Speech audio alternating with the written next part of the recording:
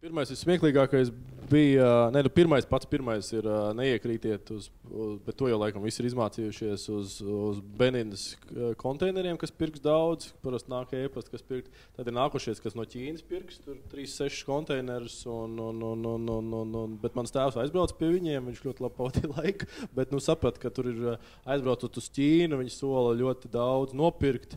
Bet tad lūdzu uzsauciet tur pusdienas muitniekiem, uzsauciet to, dāvans tur, uz to neiekrītiet, jo nekad jums nepirks tur 6-8 konteinerus. Var būt, bet tā dzīvē nenotiek.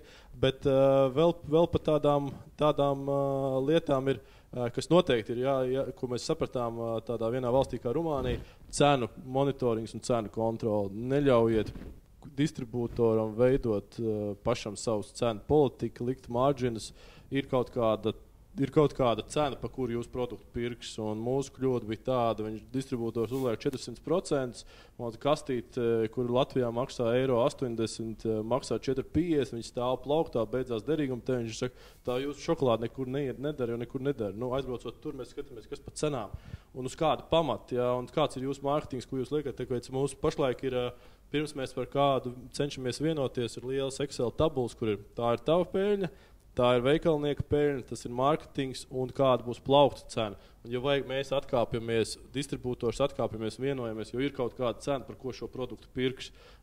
Nevar tur par milzīgām, jo ir tomēr konkurence. Un tas ir viens no pēdējiem, ko mēs vagojuši vienojoties par kādu cenu, par jūsu produktu būs plauktā caur distribūtoru vai ar veikalnieku, vai ar tur, un lai atrodiet to pareizo cenas būtību. Tas mūsu biznesā ir ļoti svarīgi. Piemēram, tātad uz Ameriku mums iet konteiners, mēs zinām, kāda cena plauktā būs.